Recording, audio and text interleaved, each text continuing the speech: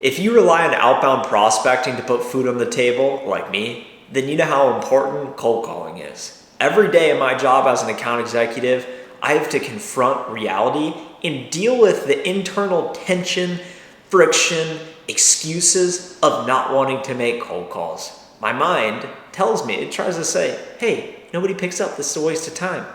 What if they hang up on you? What if you sound stupid? What if you just don't set any meetings?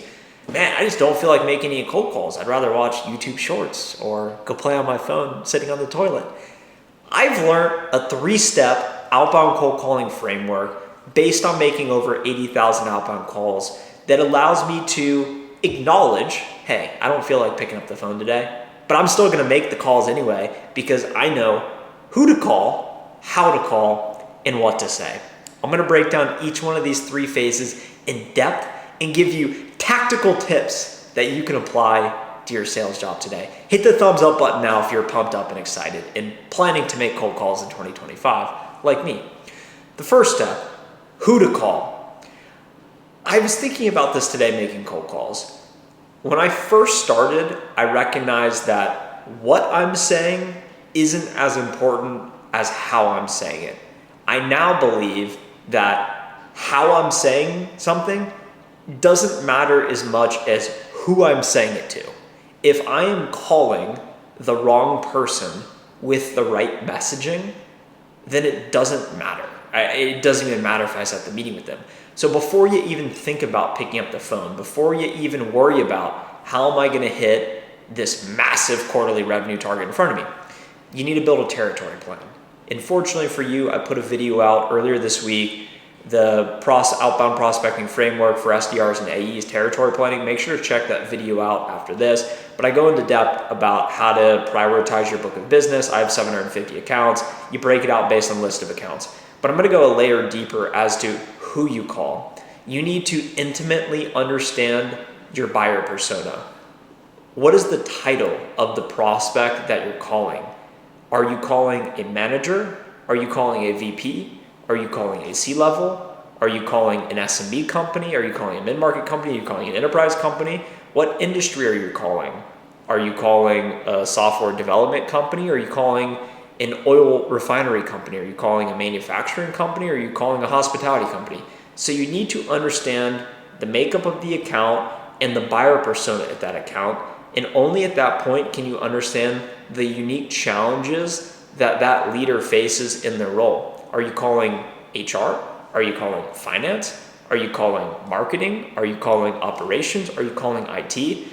If you do not understand who you are calling, what they do during the day, the challenges they experience, and how your solution uniquely solves those challenges, then you have no business picking up the phone because you want to build a list of the right who you're calling so that you can then make sure in step number 2, how you're calling is as effective and efficient as possible. Once you have a long list of the right people who to call, you then decide how do I call them. Ideally, your company enables you with some sort of sales enablement platform like most commonly Outreach or SalesLoft. I've also used Apollo in the past. That's a much cheaper one if you're solo, because you want to add these prospects to a sequence. You do not just want to call people one-off. You do not want to be reliant on your cell phone. You don't want to just fire off cold emails on a whim. You want to consistently be calling these people. And the only way to do that, the best way to do that, is to add them to a sequence, the how you're calling them.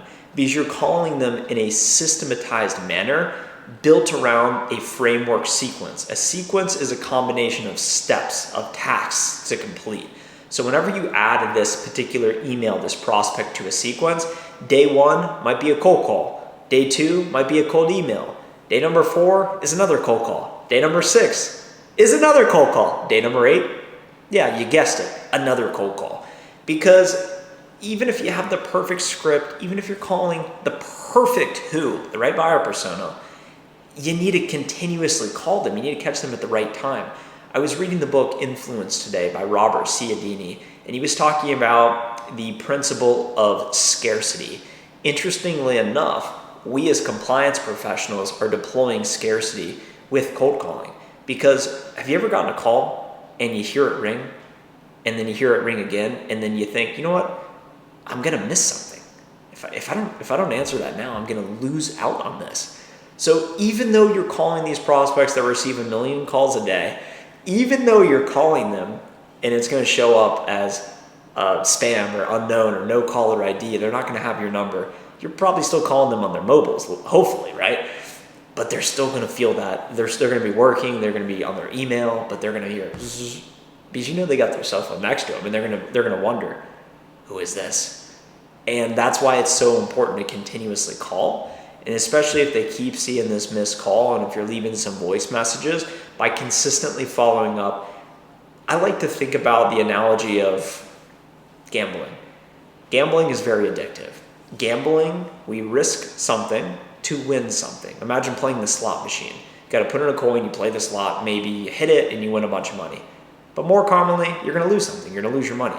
With cold calling, this is the ultimate gamble because it's asymmetric upside. There is no downside.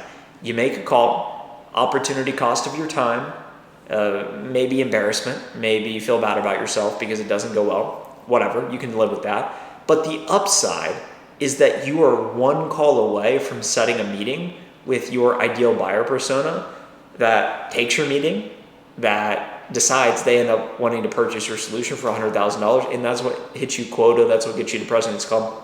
That's winning the lottery. You can keep playing the slot machine all day. It is the most productive gambling you can do. There is literally no downside, only infinite upside by picking up the phone. That is the how to call, by consistently calling like a flowing river. You do not stop, you erode their inbox until they eventually answer the phone.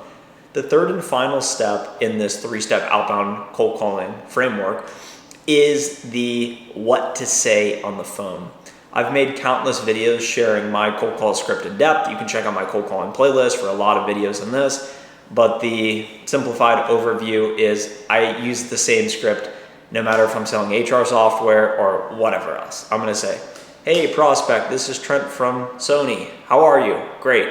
Hey, the reason I was giving you a call specifically is I work with other leading camera manufacturers to help them to increase the battery lifetime and the audio quality on their cameras. Is that a priority for you? Oh, as a matter of fact, it is.